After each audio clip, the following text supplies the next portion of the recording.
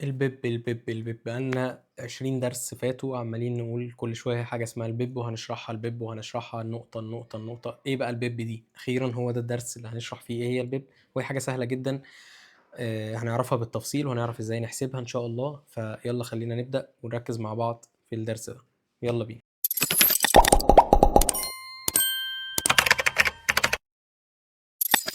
السلام عليكم ورحمة الله وبركاته. معكم دكتور خالد البربري، ودي دورة تعليم التداول للمبتدئين في الفوركس.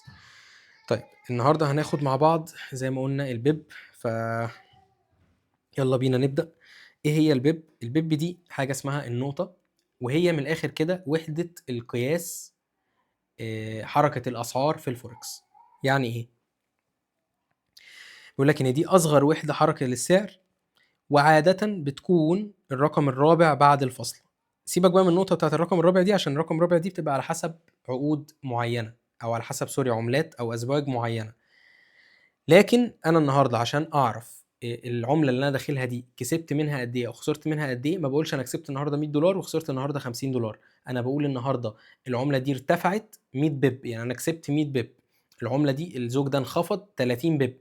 الذهب النهاردة ارتفع 500 بيب. فاحنا هنا الطريقه اللي بنتعامل بيها او الوحده اللي بنتعامل بيها في الفوركس هي البيب. تمام كده، او النقطه. حلو. كل عمله او كل زوج ليه طريقه معينه في قياس البيب دي.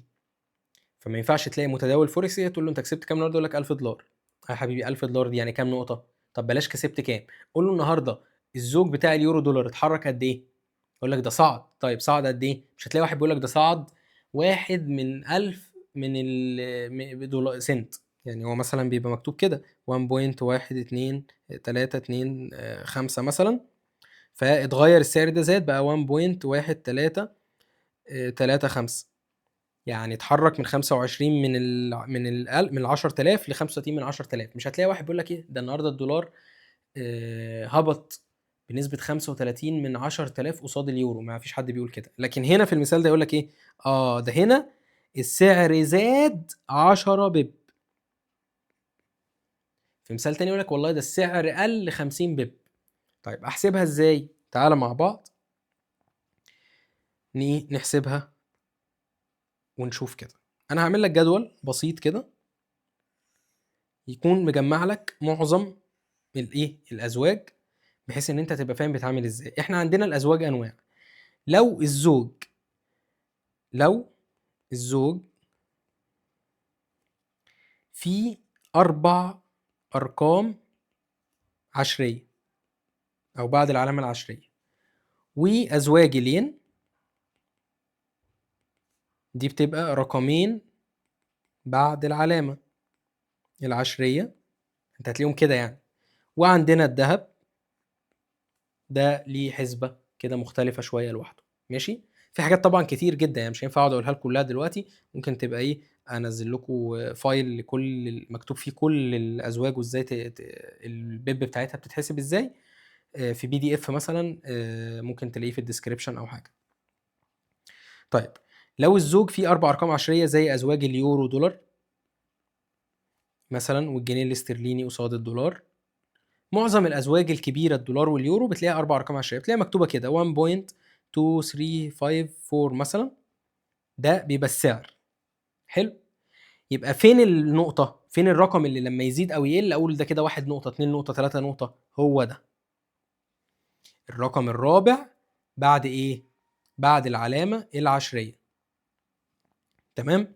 فلو في المثال ده بقى كده 1.2355، فالفور دي بقت 5 او الاربعه دي بقت 5، ده كده 1 بيب.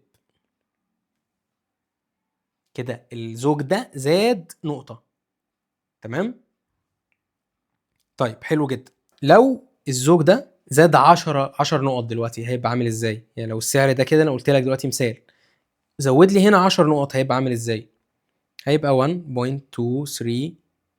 10 نقط بقى يبقى يعني من 54 هيبقى كام؟ 64. ده كده زاد كام؟ زاد 10 بيب. فهمنا؟ طب ليه هي معموله كده؟ لان العملات اللي بالمنظر ده انت مش هتصحى من النوم تلاقي اليورو مثلا النهارده كان ب 1.1253 مثلا، تصحى بكره من النوم تلاقيه بقى ب$3. صعبه يعني، مش هيتضاعف مرتين وثلاثه، فاصلا ما بنوصلش لمرحله ان الرقمين دول يتغيروا الا بعد فترات طويله. فدايما هتلاقي التغير في اول رقمين ثلاثه بس هنا. عشان كده قالوا ان الرقم الرابع ده هو يبقى ايه؟ يبقى العلامه العشريه. طيب في ازواج الين دايما مثلا الدولار قصاد الين الياباني هتلاقيه سعره مثلا 155. انا بقول لكم اسعار طبعا مش عارف بالظبط كام دلوقتي حالا يعني. 155.82 مثلا. بيبقى رقمين بس بعد العلامه العشريه. في الحاله دي فين البيب؟ البيب هي دي الرقم الاول سوري الرقم الثاني بعد العلامه العشريه. الاول من على اليمين ويكون الثاني بعد العلامه العشريه، فده كده 1 بيب. طيب لو بقى 155.94 كده زودنا كام بيب؟ من 82 ل 94 يبقى 12 بيب. طيب لو زودنا شويه بقى 156 بوينت مثلا 2 من ده لده كده، من 82 زاد 10 بقى 92 زاد 10 كمان بقى ايه؟ زودنا بقى واحد في الخانه اللي هنا. شغل رياضه بقى يا جماعه، شغل ابتدائي. تمام، فبقينا $156. فبقى كده ايه؟ ده يعتبر 20 بيب. تمام. طيب الذهب بايه؟ بيبقى سعره بالأونصة، وسعر الأونصة دلوقتي مثلا حوالي $4600 مثلا. دايما الدهب هتلاقيه مكتوب كده رقم صحيح وعلامة ورقمين عشريين، يعني 4600 مثلا و53. في قاعدة بتقول لك ان $1 في الذهب بيساوي 10 بيب.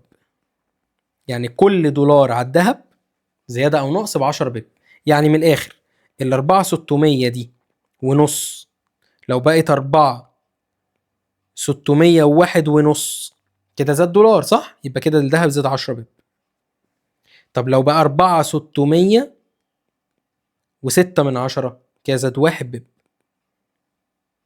امال الرقم اللي انت عمال تشيل التلاتة دي كده جزء من البيب، اللي هي حاجة اصغر من البيب، اللي هي بقى بنسميها ايه؟ بيبت او بوينت. سوري بوينت. يبقى 1 بيب فيها 10 بوينت، فعشان كده بنتجاهلها، يعني ما بيبقاش ليها لازمة قوي بالنسبة لنا.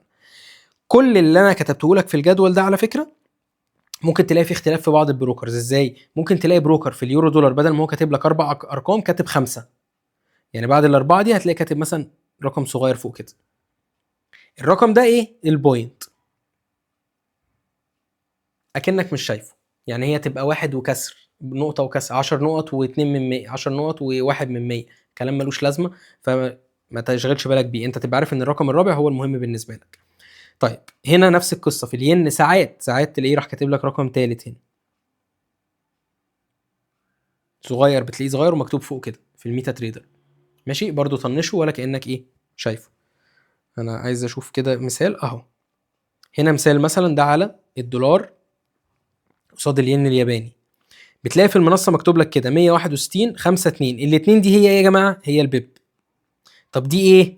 ده بوينت، لان احنا قلنا 1 بيب جواه 10 بوينت. طيب البوينت دي مهمة؟ لا مش مهمة، لان يعني هو السعر هيتحركها بسرعة فمش هتبقى مهمة قوي. ماشي. طيب هنا عندي سعر شراء وسعر بيع، وفي فرق ما بينهم. ده الاسك وده البيد زي ما قلنا قبل كده. ماشي، ده 53 وده 52، في فرق ما بينهم اهو 4 بيب لما تيجي تطرحهم من بعض. ايه بقى ال4 دي؟ احنا قلناها قبل كده بس نعيدها تاني. دي حاجه اسمها السبريد. ده الفرق ما بين سعر الشراء والبيع اهو. السبريد ده تعريف السبريد. تمام كده. وهو ده ربح شركه الوساطه او تكلفه دخولك للصفقه. تمام. فهنا بيقول لك مثال: اذا كان سعر البيع مثلا 1.1050 وسعر الشراء 1.1052، فالسبريد كام؟ ده كده 4 ارقام يا جماعه عشريه، صح؟ من غير ما اعرف العمله 4. يبقى انا هاخد الاثنين، يبقى من 50 52 2 ايه؟ نقطه 2 بيب. يبقى السبريد هنا 2 بيب، يبقى مكسب البروكر هو كام؟ 2 بيب. فهمنا يا جماعه البيب والبوينت؟ ادي البيب سهله جدا، مفيش اي حاجه. سهل ان انت تعرفها. ادي الجدول هيلخص عليك اهو. هيلخص عليك ان انت لو 4 ارقام عشريه هتتحاسب معاها ازاي، لو ازواج ين ازاي، الذهب ازاي. عندنا بقى مؤشرات صناعيه وحاجات كتير جدا، والفضه وكل حاجه بتختلف، ولكن ده المهم بالنسبه لنا لان ده الحاجات اللي انت هتتعرض لها اكتر. احنا كده خلصنا الدرس ده. ان شاء الله الدرس الجاي هنشرح اخر مصطلح مهم معانا هو اللوت. انا سبته في الاخر لان هو واحنا بنشرحه هنضطر ان احنا نرجع لكل المفاهيم اللي احنا خدناها خلال الدروس اللي فاتت، سواء كان مارجن، سواء كانت البيب، سواء كانت الليفرج.